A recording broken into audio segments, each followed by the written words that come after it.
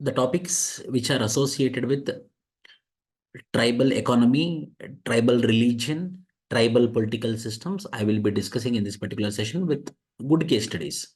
So, Sarnaism, which is very much in the news. Sarnaism. What is this Sarnaism? Sarnaism is one particular religion of Adivasi community of Santals, Munda, Oran, mainly of Santals. So what happened? The Sarna people, the people who believe in the Sarna code. Sir, what is this Sarna code? Sarna code is nothing but belief in animism, worship of souls. Which souls, sir?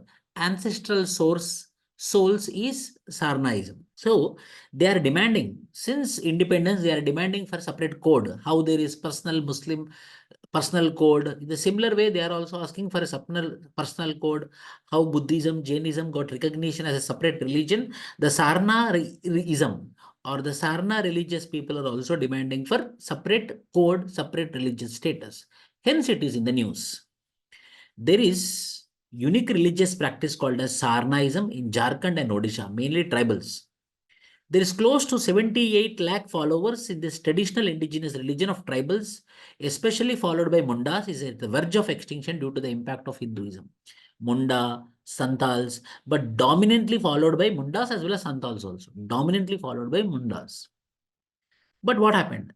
Recently, the Jharkhand minister told, the Jharkhand tribal minister, Joel Oram told that Sarnaism is not a separate religion, it is a part of Hindu religion. Like how the people told, Gautama Buddha is none other than avatar of Lord Krishna. In the same way, because of that only the Buddhism and Jainism was being degenerated in India in the same format. The government, the tribal minister of Odisha, the tribal minister of the Jharkhand told that the Sarnaism is nothing but this is equated Sarnaism with Buddhism, and this led to widespread protest. This led to widespread protest. Jharkhand Mukti Morcha demanded to recognize Sarnaism as a separate religion by passing a Sarna code, but central government is indifferent, not at all bothering about this demand, and want to integrate it with Hindu social system. This example you can write for impact of Hindu social system on tribal communities, impact of Hinduism, Buddhism, Christianity, Islam on tribal societies, paper 2 8.2. This is the best example, Sarnaism. But central government is indifferent to its demand and want to integrate with Hindu social system. Impact of Hinduism on tribal society. So if there is any question in UPSC interview, what is Sarnaism? Or how the tribal communities got impacted because of mainstream religion? Simple example you can take. Sir, I will take one example of the Munda tribal community who are having their own religion called as Sarna religion, who worship in the souls. So they are demanding for separate religious status and they are asking for separate code called as Sarna code. But the Jharkhand government, the tribal minister of Jharkhand as well as central government is also indifferent for their attitude and they want to integrate the Sarna code into Hindu social system. Hence, the very identity of tribal religion is becoming degenerated or dissociated from their own. Samajh mein aaya? Did you got it? Yes, sir. So this is one of the very good example, the Sarnaism. And the second, I will give you some tribal examples. Some case studies I will give, exclusive case studies, which will be helpful for you. Dilip Tikre Sports Research and Development Foundation, kya kiya hai? For every year, there will be a Biju Patnaik Rural Hockey Championship will be there. Every year, there will be Biju Patnaik Rural Hockey Championship for the tribal youth in Chhattisgarh, Odisha and Jharkhand, specially targeting left-wing extremism affected areas. So in tribal polity, how we can address left-wing extremism in Odisha, Chhattisgarh or Jharkhand? You can take an example. For example, Dilip Tikre Sports Research and Development Foundation is conducting, this is every year activity, and is conducting hockey championship mainly to the tribal youth, mainly in the left-wing extremism affected districts. Because of which, what is happening? The tribal youth are not getting attracted towards the left-wing extremism. They are moving towards the sports sector. So it's a very good step. Whereby, because youth are the people who are joining the Naxalism, such type of activities will help the people to not to move towards the left-wing extremism or move towards the mainstream society. Surendargarh model, which have dedicated hostels for hockey players, which produced hockey legends like Dilip Tirke, Prabodh Tirke, and Birendra Lakra, all are from Oran tribal community. So the best example is Sundargarh model, where hostels came up and they gave proper training for this Oran boys. So they are part of national team also. So in that way, the people we can stop, the tribal young people we can stop from going into the Naxalism and diverting towards the sports. This can be also the best example. Use this case study in left-wing extremism questions, or Sundargarh model, a case study who addicted to drug abuse, now participating in sports competition also. The Oran tribal people who got that, Oran youth who got addicted to drugs, now they are into the sports field because of such type of activities, which can be an example for kinanthropology also, how anthropology can be helpful in sports sector. Tribal approach, case study, tribal polity, AP-YSR model, the best model. Why? Because again, we are seeing some incidents of movement of Naxalites in Chhattisgarh and Jharkhand. So how we can address it? There is a popular model called as AP-YSR model. Y.S. Rajashekar Reddy was the chief minister. Y.S. Rajashekar Reddy was a successful chief minister from 2004 to 2014. From 2004 to 2014, in this 10 years, he completely eradicated Naxalism from United Andhra Pradesh. How, sir? He used elite greyhounds, commando force, and robust intervention of YSR government deploying moles as infiltrators, coverts in rural areas as informers, as well as effective rural development programs, combined with peace talks with Naxals, had resulted in low Naxal activity during YSR as CM in Andhra Pradesh. So we have to use a hard power, we have to use a soft power, tribal polity. We have to use a hard power, we have to use a soft power. Both were being used by YSR. Hence, in complete Andhra Pradesh and Telangana from 2004 to 2014, it was very successful to remove the. So, how to address Naxalism? Anthropology. How you can stop? What measures you will give? Take the example of AP YSR model, or take the example of Sundargarh model. Sir, here I remember.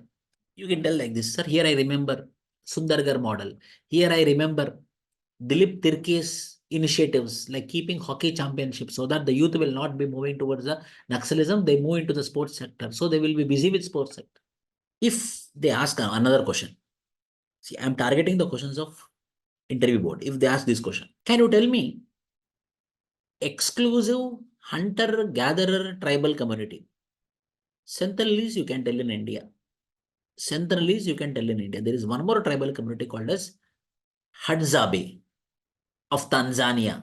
He is one of the last hunter-gatherers, and they still completely live solely off to the nature, associated with the nature. They go hunting every single day. Beside meat, they also pick and eat wild berries and plant roots. Hadzabe have their own land reserve dedicated to them by the government of Tanzania, and they are protected community, like national park approach. They are free to live this lifestyle at their own terms on their own land.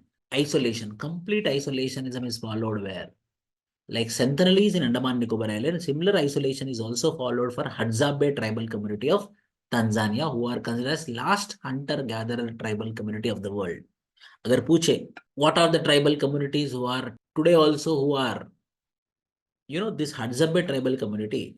There was a study conducted by an historical notation. They mentioned about when I started inquiring about them, Hadzabe tribal community till 500 BC also they don't know about the fire. They don't know about fire also. That was the stage of development of Hadzabe tribal community. So last hunter-gatherer tribal community, you can write about this, tell about this Hadzabe community. Apart from this, for example, tribal religions. So if someone asks, totemism means what? I know you cleared main, so you have the idea what is totemism. Worship of symbols is called as totems. So now we will understand how the religion has been evolved. The first form of religion is evolved according to E.B. Taylor is animism. Then it is animatism. Then it is naturism. Then it is about fetishism. Then it is about totemism. Then it is about polytheism. Then it is about monotheism. This is a pattern of evolution.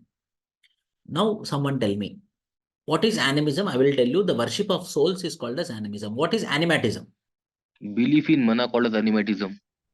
Belief in Mana, mana. Mana means, the power, the inner power that any object or any person has. okay, like rabbit's foot. Yes. Okay. What is fetishism? The supernatural power that object has, like the swords. No, ski. Correct one. Yes. Any other? Fetishism. Very important. This also play important role. Fetishism. Yes, Nikhil. So believe that a specific object has some raw impersonal power. Each group believes that a particular one object has some power. I will tell you. Fetishism, belief in some objects, believing that they have supernatural powers. Then again, which objects? Objects which are skillfully made. Like what? The objects which are skillfully made, mainly which helps in their economic subsistence. Fetishism means we will worship only those objects which are skillfully made objects, and those skillfully made objects will help me in my economic subsistence. Like what? Sword. Like what? Plow. So that is important. Fetishism, fetish objects are those objects which are skillfully made, and those objects will be helping me in my economic subsistence, like worshipping of not only economic subsistence, those help me in my survival. Like police department will do worship of fetish objects like weapons. Why? Because they are responsible for the survival of the man. They are responsible for survival of them. That is called as fetishism. You know, naturism, worshipping of rivers, trees, etc., etc. Totemism, I told you. How totemism will help in environment protection? Priyal. Conserving specific animals like wool. So, like the Bishnoi community for black buck conservation, they believe it as their totem. Yes, for some tribal communities, there is black bug as a symbol. For some communities, there are trees as their symbol. So, worship of symbol. So, why that particular object as a symbol? So they have their beliefs that they conserve them, they protect them. Correct. Main thing is they believe that that complete community is been from that object. For example, Bishnoi tribal community believe that they are descendants of black bug. They come from black bug. For example, Arunta tribal community worship a pole. Arunta tribal community of Australia. Why, sir? It is a symbol. Why it became a symbol? The total community of the Arunta tribal community, they believe it is a the complete clan of Arunta tribal community came from this symbol. So they worship this. We are from this symbol. We are the descendants of this particular symbol. Hence, we are going to worship it. That is called as totems. Hence, they get the status of totems. That is called as totemism. What is the conflict between sacred and profane? Sir, although the concept of sacred and profane is associated to religious purity and pollution, but nowadays it is in conflict because it is promoting the ideology of untouchability and social distance. Next, any other dimension of sacred and profane? Who gave the concept called as sacred and profane? So Durkheim has given. Yes, Emil Durkheim has given the concept of sacred and profane. So what is this profane? What is this sacred? One thing I will tell you, people will believe that sacred is sacred, religious. Sacred opposite is profane, people will think, but it is not. Profane is not non-religious. Not non will get cancelled. Not non will get cancelled. Hence, profane is what? Religious only. But how? Being practical. But how? Being rational. But how? Being scientific is called as profane. Like when I am into the premises of the sacred complex, I will be so much serious, sacred. As I come out, I will become secular. I will search for my chapel. Being practical, being natural, being scientific, being rational is called as profane. So there is a dichotomy between the sacred and profane, that the profane objects will defile the sacred objects. So when there is a competition between the sacred objects and the profane objects, or sacred and profane, the profane will move forward when compared to sacred. Hence, the religious priests will keep the profane activities or the profane away from the sacred, so that it will not come together. That is the reason in Shabarimala temple, the woman is not allowed. In Shabarimala temple, woman is not allowed because woman is not non-religion. Woman is also religion only. But the belief is that the men, when he is in the Shabarimala temple, he is sacred. And woman is profane. Means what? Practical, natural. It's a natural thing, men and women. A scientific thing. So when the profane come near the sacred, there is a chance that the sacred might be disturbed. That is the reason the dichotomy of sacred and profanity is present in Shabarimala temple. Yes or no? So can you explain it again through the example of woman in Sabrimala case? I told the same, no. See, So women. no, we are not, I'm not clear what you actually want to convey through this example. So See, how women are considered profane? So what should be the answer? see, understand this. So, what the Hindu scriptures or what the belief system, when we compare with sacred and profanity, is men who worship the men god, who is a brahmacharya. The god himself is a brahmacharya. He is in the brahmacharya ashrama. He will be not into the grihastha ashrama. So, completely a brahmacharya ashrama. So, because of which he invite only men. And the men who come also, they also be sacred. But because a sacred place it is. It's a sacred complex. So why they are not allowing the woman? For the Shabarimala, woman is not non-religious. Means woman is also part of Hindu social system only. Woman is also part of Hindu social system. Woman is also allowed to rituals. Woman is also allowed to do religious activities. But woman is profane when I compare with sacred. Why, sir? She is practical. She is real. She is scientific. She is rational. How, sir? So the attraction between the male and female is rational. Attraction between the male and female is scientific. Attraction between the male and female is real. So when this profane activity come near this brahmacharya, there is a chance that this brahmacharya or this sacred phenomenon might defile, might disturb. That is the reason they mentioned that the woman should not come. When I am talking from the perspective of Shabarimala, I am linking with the concept of sacred and profane. That is the reason that they won't allow. When I talk from the perspective of sacred and profane, when I talk from the perspective of why they don't allow, well, yes, anyhow, they should not allow. But what is the belief system of Shabarimala temple? Did you got it? Any contrary, you can talk. You can counter me. So in the way, sir, the belief that profane is not religious is not true, right? Profane means religious only, but practical, but real, natural. Got it? So in this way, it can be said that the religion or religious things does not promote rationalism. Obviously, that is a problem. No, religious things, obviously, they won't promote rationalism. Religious things is not all. Some Yes. like myths are there, some rituals are there, some belief systems are there, some superstitions are part of it, some cultural activities are part of it. For example, sir, for example, Muslim community, they won't go for contraceptives. What is it? It is irrationality. Christian community, they won't go for abortions. Catholic, that is the reason Savita case is there, whereby an innocent girl from Karnataka died in Ireland, where when she was 8 months, when she's a pregnant of 8 months, I think everyone know that she is 8 months old, her pregnant is 8 months. So the doctors of Ireland told that she should be aborted immediately. But there in Ireland, they are following Catholic Church principles. According to Catholic Church principles, no abortions. God gave the pregnancy, so she has to deliver. But the doctor told either you have to abort, if not, both will die. They didn't abort it, both died. Is it not irrationality? Irrationality.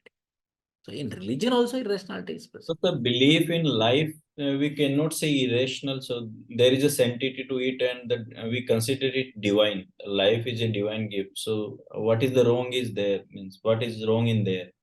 So it could be rational thing also. Okay, we believe in the divinity of life, so we don't want to lose it. No, So health emergency is important, no? See, divinity is important, but health emergency we cannot neglect. It cannot be the divinity in all the circumstances. yes, sir, that is circumstantial thing. Circumstantial, everything is circumstantial only. Okay, sir.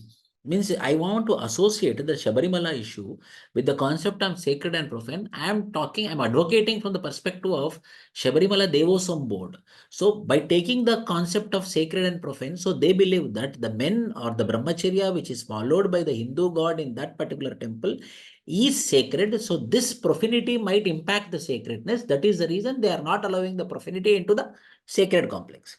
That is the reason they allow the children and the senior citizens, but not the women who are in the fertile age.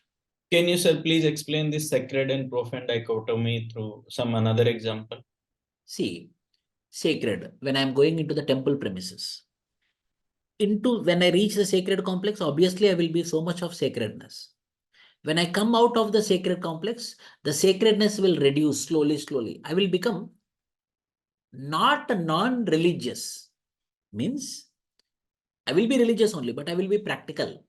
I will take my mobile phone, I will take my chappal, I will search for a tiffin center, I will search for a mess, I will search for a staying place in a pilgrimage center. Being practical, being rational. The sacredness, the belief in God or the worship or the thought process which was been fully involved in that sacred complex, as I come out from the sacred complex into the secular complex, it starts reducing sacredness and profanity. So when this profanity, I catch a mobile phone and I go into the sacred complex, you tell me, when mobile phone is in my hand, whether my sacredness will be disturbed or not. Yes, sir, it will be get disturbed. In that way. See, anyhow, Shabarimala case, you have to tell from the Supreme Court point of view only. But if they ask you rigidly, then why such type of rules are there? So, sir, there is a concept called as sacred and profane, which is given by Emil Durkheim. It can be associated with this Shabarimala concept. So from their perspective, it is correct only, sir. But however, in the 21st century, where Article 21 is playing the major role, obviously it is irrational and unscientific. What is meant by mediums? So these are the institutions or persons or particular subjects which are helping the individual to connect with the God in some supernatural way. Like Christ, like Christ or Saman. priest or shaman, yes. Like medium is nothing but the spirits enter into the individual and the spirit will use this body for delivering its information. Those are called as mediums. Animism, sacrifice. Yes, you tell me. What is the first state in the India who made legislation against superstitions? Whether, Kerala. whether, one more question. Whether we have any union law against superstition? No, sir, we don't have any union law against superstition. Okay. Is it Maharashtra, sir? The first state Kerala, is sir. yes, please. Maharashtra, sir? Yes, Maharashtra. Then Karnataka came up with. Then Assam came up with. Kerala bill is pending in the Kerala legislature. Why? Because the bill was sent to the president. President didn't sign it yet. So my question is, when the state governments are proactive against superstitions, why central government or central parliament is not coming up with a law? Sir, it is very difficult to define what is superstition. Okay. So religion is a diverse field. There are different beliefs and the followers are different. So a uniform law may not serve the purpose, and the law which is according to the regional aspirations and based on the regional facts that could have better deliver on the objectives. Okay. Sir, what looks superstitious to me might not be superstitious to another person of another faith. For example, sacrifices can be holy for one religion, might not be holy for another. In this way, black magic and other superstitious practices are an integral part of tribal religions as well. So bringing in a uniform umbrella to that might be a step backwards towards tribal culture. Okay. Good. So the question is for you, Nikhil. See, in India, the temples, why? Because we are discussing about religion. In India, the temples are under Department of Endowment, but no masjid or no church is under the Department of Endowment. Is it a good step or a bad step? Is it not discrimination? How you look into it? Nitish, आप भी बोल सकते हो. I think you are aware, endowment department, where the temple's revenue will be taken by the endowment department. Endowments are part of state list. State government will be controlling it. The revenue which is coming from the temple will be taken by the state government, and the state government will using that revenue for welfare measures. It is not the case with churches. It is not the case with masjid. How you look into it? Sir, I think this provision was made because in order to protect the minority and church and masjid, as they belong to a minority community. So in order to give a space that you can prosper and thrive in this particular country as well, so they were not included into this endowment and charity thing, sir. At the same time, there is a demand from Hindu community also. We want to have our own trust. We don't want the government interference into the temples. So that revenue will be used for the development of that temple properties. So whether the control of endowment department on the Hindu temple should be removed or not? Sir, firstly, I would like to put my view on why endowments department is restricted to Hindu temples and not to other religious communities. Sir, firstly, India's religion is predominantly Hindu. So almost more than 80% people, meaning 4 out of every 5 people are believe in Hinduism. So proportionately, the number of people visiting temples is also larger. So the onus will be on the state to maintain welfare of the places where large number of people are visiting, be it law and order, or be it health issues, because temples are places where there might be issues like stampede, or where Hygiene. there might be issues of communicable diseases. So in order to control this, the government is well within its right to exercise its control. But the extent to which it can take the money out of offerings or donations by Hindus is a point of concern, because Hindus believe that they offer it to the god and not to the state. And state must not use what money is being donated by Hindus based on their beliefs. So to that extent, sir, I think there must be debate on devolving financial powers from the state to trusts, as you talked about, and some sort of legislation must come regarding this, sir. Okay, some legislation. So there should be decentralization, isn't it? Yes, sir. Not completely, state cannot give its power, given the importance such religious places have. But at the same time, some sort of independence also must be given to Hindus themselves, or those people who believe in that faith, to organize the activities surrounding them. Because state, ideally speaking, state must not involve in religion. Very good. Yes. Any contrary answer, Narendra? No, sir. As per my point of view, the control into the Hindus and the religious places, mainly they were driven by the revenue they are received. So revenue received in these temples or religious places. So primarily it was driven through that. So I'm little bit confused or little bit doubtful about the Nikhil's view that it has been based on the welfare. So more of it is the financial implications from my point of view. Yes, sir. I agree with Narendra that the motive was definitely financial.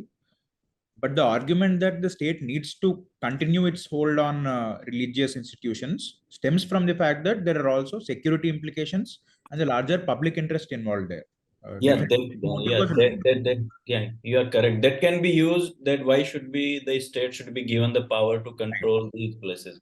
So this the welfare, the law and order situation, disease control. So that those are the best examples. But sir, we would like to know your view. Why these have been given to endowment departments? What is the logic actually? No, 100%. See, endowment is present in Schedule 7 under state list.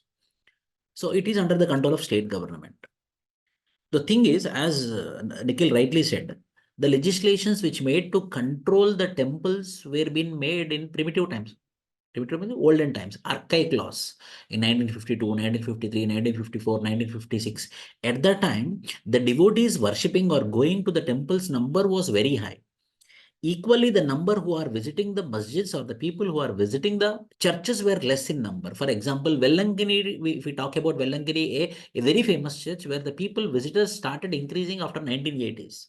Ajmer, the number of people visiting Ajmer Sharif has been increased after 1980s only. So what happened when the laws were being made in 1955, 1956, it was the temples where the people were being dominant. Means Hindus were the dominant, who were the visitors. So their thought process were being totally surrounded around the Hindu temples. But as of now, the situation has been changed. The other religions also started increasing and the pilgrimages are been increasing. So there is a need to look into this archaic laws, mainly looking into Hindu temples. Historical significance. Historically, what happened then?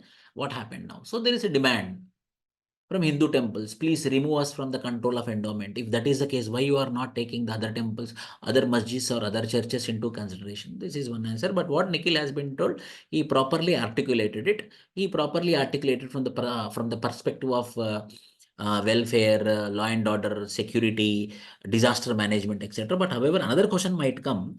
The same things are also there in some of the churches in the Christmas time. There are same temple of visitors in masjids in the Ramzan times. So the same thing of disaster, the same thing of law and order also will be applicable to them. Then why not? So as he only told that properly, that there is a need for relook. There is a need for legislation. There is a need for relook in the 21st century, giving all the religions equal importance or all the sacred complexes equal importance.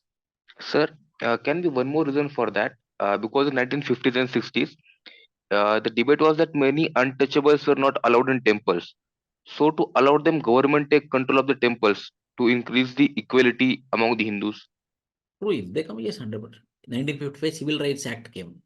Under Civil Rights Act, if any scheduled caste person is not allowed into the temple, then they will be, punishment was been levied. Yes, true, correct. Another factor, Manaswini, endowment department is a debatable concept. Why? Because every state government will get very good amount from state GST, then liquor, then revenues and stamps, then endowment departments. Yes, here one more question I am asking. In Ayodhya, Ram Mandir, is it what is correct? Is it what which is happening is correct? Is it the majoritarian dominance on minority? Or how you see it? Why? Because in your interview time, Ayodhya temple will be opened. So Ayodhya will be again in the news. Sir, here we can use the exam given by the Supreme Court that the place or temple is in the essential religious practice of the Hindus, but any such place or masjid is not the essential for Islam. So they give decision in the favor of Hindus that temple is the essentiality of Hindus. That's why it should be made on the same land. But this is not the case for Islam. They can build on any land. No, you have to go with archaeological evidences. Okay, sir. Yes, sir. You have to mainly go with archaeological evidences. Archaeological evidences categorically mentioned that when the archaeological research has been happened, the more of the evidences showed that 3/4 of the area of the Ayodhya belongs to the temple premises and 1/4 of the premises belongs to the masjid. That is the reason it has been, the Supreme Court had supported Ayodhya. One more question I will come. Yes, Nitish, please. Sir, if such things are allowed, like first it was the verdict based on the archaeological evidence was given in Ayodhya case. Now it is ongoing in Kashi Vishwanath case, and the other thing is has been ordered in Mathura case as well, sir. So will it not start a kind of dominoes effect in this Yes. particular direction, sir? So will it be not be a case of further? Majoritarianism on minorities. Yes, sir. There is a chance.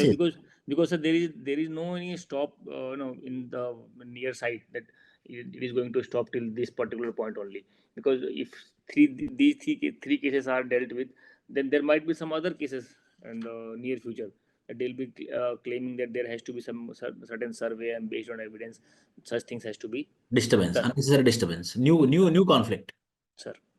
So, sir, I'm asking, like this should be decided based on the Religious Worship Act, right, 1991. So, what is the status of the religious place on Independence time that should be carried forward further. So, as you have said that it is based on the archaeological evidence. So, what should be given preference, means archaeological evidence or the act of the day? Because what my colleague have mentioned, that it can open a plethora of players regarding understanding of the religious places. So what should be our answer on that thing? Archaeological evidences. Why? Because see, history will play the major role. No, sir. In that case, everybody will come and then say that it belongs to our religion, and then it can open up a new controversy and new debate where we will be diverting huge resources and mind and that can lead to violence also, like we have seen in the Babri Masjid case or further cases coming up. So this will, in apart from other issues, will open up a new subject. So this should be based on the law, what it suggests, the Religious Worship Act 1991, that what is the status of religious place on that and at the time of independence, that should be carried forward. Yeah, true. What you told is correct.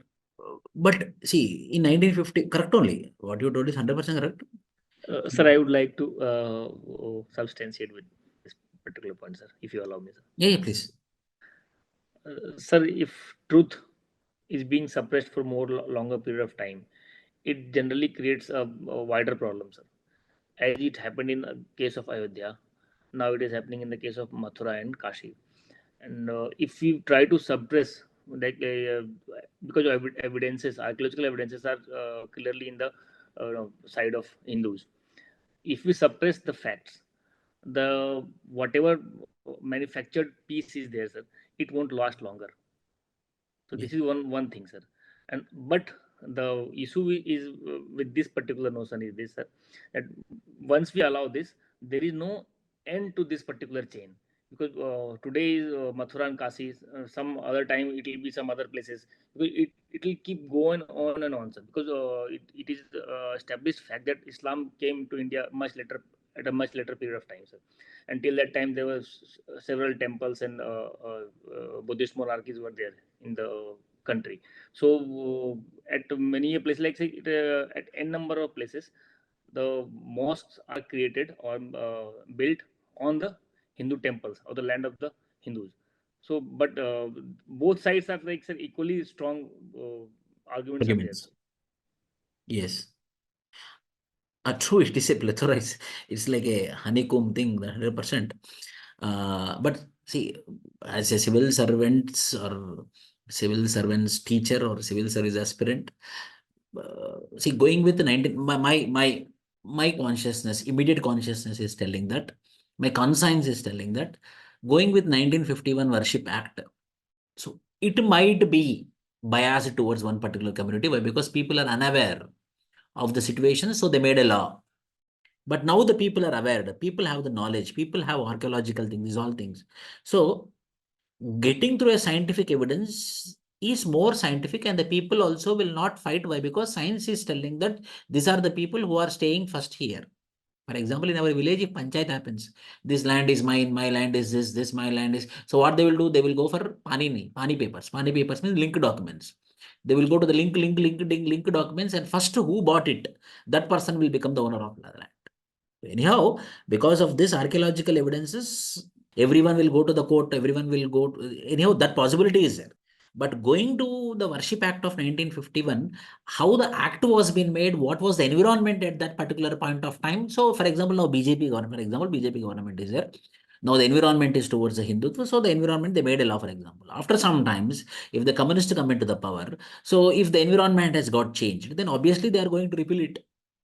So what cannot be changed? It is not the ideology cannot be changed. The philosophy cannot be, means what what cannot be changed? Science cannot be changed. So when we are coming to a solution, rationality or scientific evidences or archaeological things can be more convincing, as well as after that, anything, any point you can add. Yes, Nikhil? Sir, I think that there needs to be a balance also, because if we start claiming according to archaeological evidence, then there might not be any end. And also the Places of Worship Act 1991 was also brought by the Parliament. Like, it was the collective conscience of the parliamentarians, which in fact reflect the conscience of the people. So the act was made in because there were increasing demands, number one. And number two, sir, if we see, if we think that Mughals or some dynasty came to India and it has destroyed temples and built mosques, in the same way British also came. They also destroyed many institutions and built it. But at the end of the day, after 1947, after freedom, what is that we want? We wanted a country which is secular, which follows rule of law. And so in that sense, I think, sir, this Places of Worship Act, it only restricts the number of demands for it. And the Supreme Court is also taking cases on a case-to-case basis. For example, the Ayodhya case was also an exception to the Places of Worship Act, where it specifically said it will take up the case irrespective of the act. So I think it is the conscience is towards the law, and also the Supreme Court also can decide on which cases, which particular cases to apply, so that larger interest of peace and also interests of Hindus and Muslims, everyone's interests are respected. So this question, anthropological perspective, how to solve such religious problems? Then the answer would simply will be, sir, archaeological evidence only. Yeah. Yes. Next, you have to go through Ayodhya. Why? Because it's current affair. Too much current affair it is. Youth dormitories. What are youth dormitories? Sir, one last question, sir. Yes. The way Ayodhya thing is being celebrated from the government side as well, sir. So if we are asked on this particular line whether government should involve so much in such religious activity, what Then should be our stand on that, sir? see, it's not about, say, I will give you one clarity today. With a lot of brainstorming, with a lot of experience, with a lot of talking with a lot of people, I came to a conclusion that it is not supporting the government, or it is not the criticizing the government. What is truth, we have to deliver the same in the interview board. The truth is the government should not involve too much into the religious matters. And that too, it should not showcase that as if it is supporting one particular community. That is a problem with present government. Openly you tell it. Okay, sir. So, sir, I will add on to this question that government involving in funding the construction of Ram Mandir. So it is done through some trust, but somewhere government is also involved. So what is your take on this issue? How you see this issue? So we So are first, I would like to get clarified from yourself. Yeah, government is involved there through either financially involved or not. That I wanted to know. no. Government didn't involve financially directly, but what the government did, government facilitated, like land acquisition became easy. Providing basic facilities like drinking water, or the irrigation or the water facility for construction of the temple became very easy. So it Facilitation is. has been given by the government. Sir, I'll interrupt. So construction is done through the trust, I think, right, sir? And the trust is not in under control of government, so it is an independent trust. But yes, what you are saying, that government is helping, not directly but indirectly there is a help. Indirectly giving water, giving land, whatever they want, very easy, without any so much of documentation, they helped. Facilitation became more. That is also should not happen. No? But sir, I am aware about the information that principal secretary to the Prime Minister, Nripendra Mishra, was also involved in that temple and that kind of thing. Construction. That is the reason we have to tell that we will talk from the perspective of interview only. We will not go beyond it. So in UPSC interview, you have to answer such that the government should not showcase to the public they are for one religion, they are for one particular sacred complex. It will lead to segmentation, segregation, parochialization, leads to regionalism. Finally, secessionism. But sir, if they can ask that the temple construction was part of the manifesto, and manifesto plays an important role while during the elections. So how we should See, answer it? the manifesto, I know the manifesto. Manifesto, they told that we are going to work for the development or construction of the temples. Means we are going to make all the provisions for the construction of the temple. They are not going to fund. They are not going to government cannot directly involve in it. Okay, clear, sir. What is I youth want to dormitory? add to Narendra's question as to whether even if government funded or it facilitated donation and charity, I think it comes under secularism only, because Indian concept of secularism is positive secularism, where it supports all the religions. To that extent, government is also providing subsidies for Hajj Yatra. It is also, in some states, the government actively gives salaries to pastors.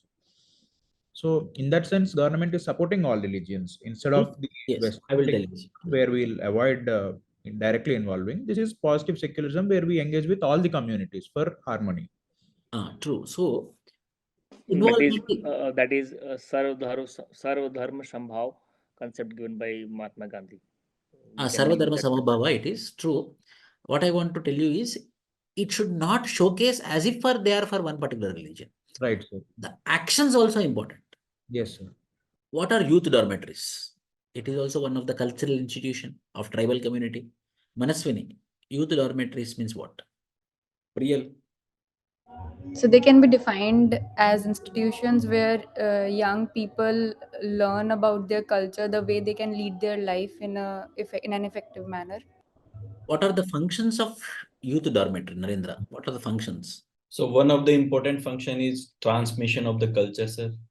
Another is they learn the skills to move forward in their upcoming life. So they get prepared at the youth stage to face the future challenges.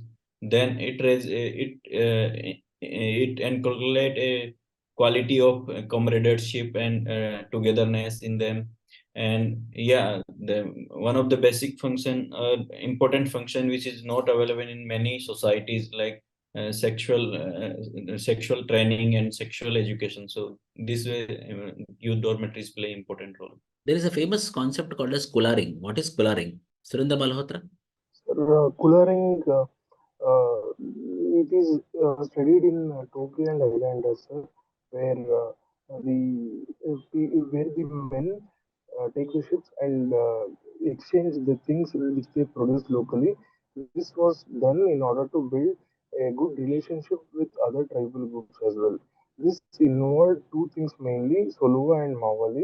Soluva was a red shell disc and also Mawali was a white shell armband. See, any question on anthropology, inner concepts, first you remember that who gave the concept. So anyhow, Malnovsky gave the concept. What is COVID?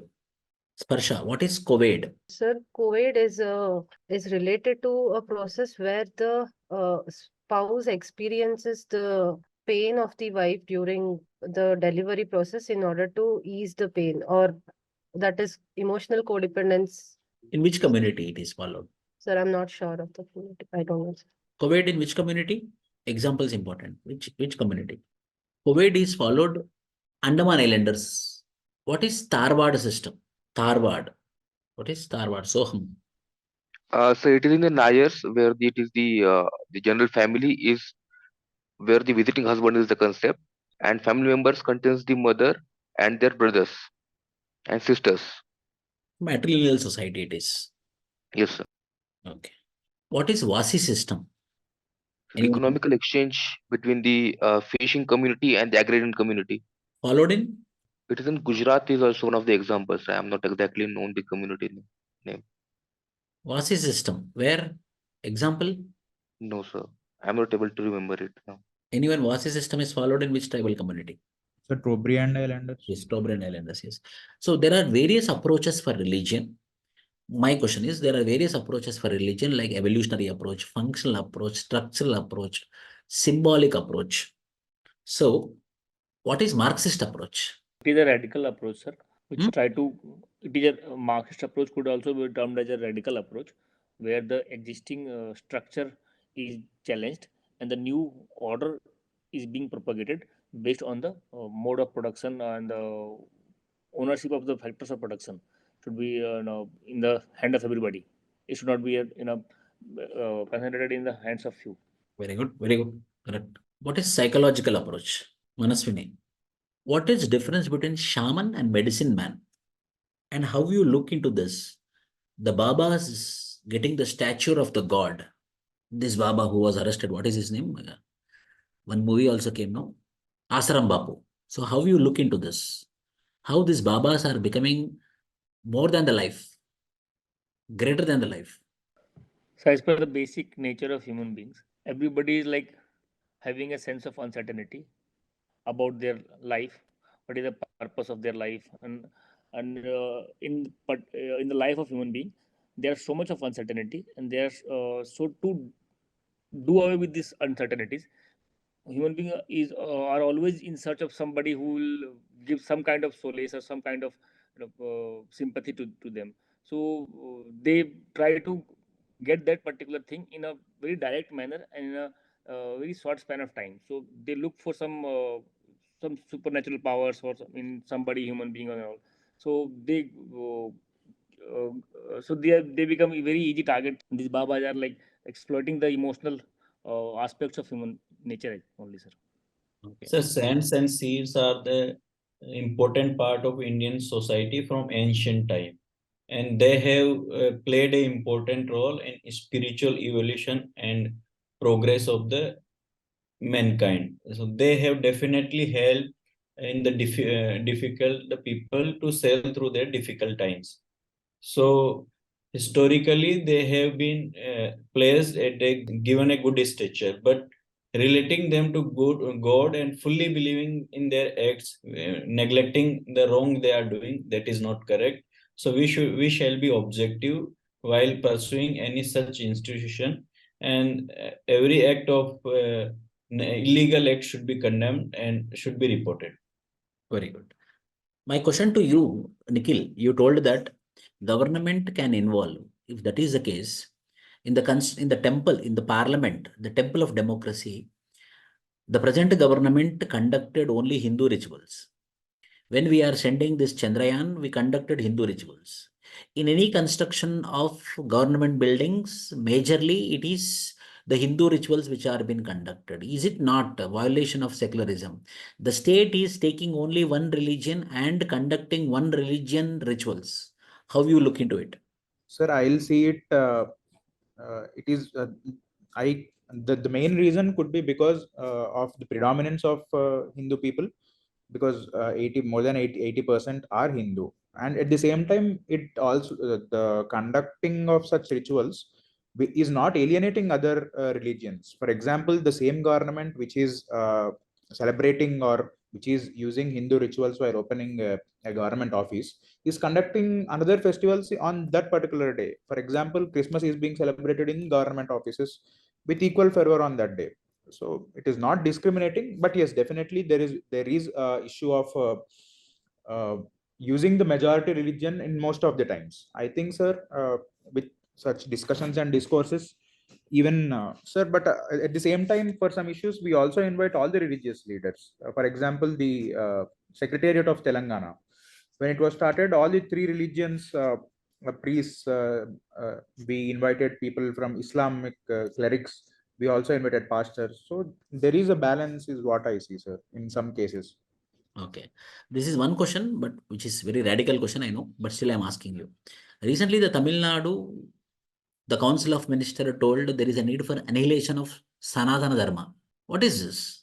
Such extreme speeches and words should be avoided in what we call a secular country like in India, and that creates a unnecessary ruckus among the people and public. So we should avoid such kind of statements, because every religion is in its sense and its logic and principle is good. So what we cannot judge any religion through our view. So we should have a cultural relativist approach while seeing any another religion and commenting on that religion. Very good. Yes. Sir, talking about your last question, sir, we can also 2 points. First, with the inauguration of Parliament, Prime Minister also called other religious leaders also. So it is not only one religion. And wherever we are promoting the Hindu rituals, it is not the Hindu rituals. It is the traditional Indian rituals. Because Hindu is a religion which is in India for 2 to 3 thousand years before. So it is the continuation of Indian tradition, not just we could call as the Hindu tradition, sir. Very good. Very good. And my last question, the Supreme Court interference at the time of Diwali festival by banning crackers, is it not too much interference into the religious affairs? So that can be answered through the public views in Delhi itself. Most of the peoples are agree with this issue and the judgment, because they are facing the problem. So there is no such hue and cry. It can be said that a few section of the society are just condemning the thing. Otherwise, we have to observe the practical solution. And if the situation is under control, then we can celebrate everywhere and everything. So here also we can say that Article 21, right to life, is more important because the cracker impact on person's health compared to Article 25, which is given the right to freedom of religion, sir. Very good. Having said that, Supreme Court has considered right to life of other people, but the way in which it is done is often cited as an example of judicial overreach. Supreme Court instead should have directed the center or the Delhi government to act immediately in any of the ways. Then the Ministry of Environment Forest and Climate Change or the Ministry or the government of Delhi could have come up with some guidelines within stipulated time. Or blanket banning whole crackers by judiciary, I think, is against separation of powers, and the way in which it is done is not correct, is what I feel. So. Nikhil, I will add to your point that Supreme Court is allowed green crackers in Delhi, so that not totally banned. Green crackers are played and can be used. The green crackers are very costly. Last time, last 2 years, even green crackers are also banned. Any sort of cracker is banned in Delhi. I mean, I stay in Delhi, so I know I thought of buying green crackers, but then it was also banned. No Sir, cracker. I would want to add one point over here, sir. Any ban or any practice or any legislation regarding banning crackers, there has to be a study, because there is no study correlating pollution at this particular level due to firing of all crackers. So I think there is a lack in this particular thing, that there has not been any major study over this. So the practice of banning is not evidence based practice. But what we need to do is that we need to follow the evidence based practice, even if it is banning or legislation of any issue. Yeah, that is correct, because in at this time of Diwali there was no pollution, and after 2-3 days or during the Karwa Chauth there was huge pollution. So it cannot be directly related with the burning of the crackers. Though it should be a scientific and deep research should be there for a conclusive remark or conclusive decision. Because sir, the AQI level of the Delhi's air, it was worse, as compared to Diwali. Prior to Diwali, only the pollution level was very high. Good, very good. Reason to this is also the paddy stubble burning pollution and the industrial pollution around the Delhi area and the NCR area were the main contributors for that. Apart from that, crackers are considered that they do not cause that much of the percentage of pollution. The major causes are the stubble burning and industrial pollution. Good. Last question. There is something called as appeasement policies with respect to religion. What is this appeasement policies? So what we all are discussing, like formulating some policies or giving more importance to a particular community or religion. And if sir, you are asking in the religious sphere, or it can Yes, be in religious sphere in Indian political system, the term is for only for religious sphere only. The term is used for religious sphere. Because right now we are seeing the culture of freebies also. So a lot of services are or facilities are given on free basis to. Very good. That is also appeasement policy. Correct. So, but in political scenario, there is an appeasement policy for the minorities. What is this appeasement policy for minorities? Is it really there, or it is just an orchestrated thing? So we can say it as appeasement policy, but on the ground there are few schemes which really playing important role in peoples who are really marginalized. They are helping them, like mohalla clinics or improvement in school education and accessibility to education, and then free water or free religious point of view. Okay, sir. Sir, if you go back to 1980s, from the point which is being contested or debated in the society, that particular government started appeasement towards minority, which the majority claims that the minority appeasement started in India with Sabano case and also, and thereafter it kept on adding and adding, because it is all because of some vote bank politics. One particular party or one particular or the form of coalition which targets particular community based, so they try to provide certain political benefits to a particular community in anticipation of getting the votes. So it has to do more with the vote bank politics. Vote bank politics is a very real thing in our country. Every political party targets some of the community to garner their votes, and so one particular party or the coalition of party, they also target based on the religion or some ethnicity. So minority appeasement or term of appeasement is very real thing in our political system, sir. Is one thing which need to be, by change in the mindset, by change in the psychology of the democracy, we can change it. Okay. So tomorrow we will do anthropological thought Okay. So anything you want me to discuss tomorrow, you can message me personally. I will address the same. Okay. Sir, can you please explain this appeasement politics and yeah, what should be the way forward? No, So, same appeasement policy, mainly in religion point of view. It should not be, as Nitish correctly told, it should not be from the perspective of vote bank politics. But as a minority, we need to have a special care on them. But the special care should not be vote centric, election centric. But in India, what happened? That minority appeasement is mainly vote centric or election centric. So having appeasement towards a minority is a very good thing. Why? Because the people think that they are safe, they are good, they are happy, they are protected.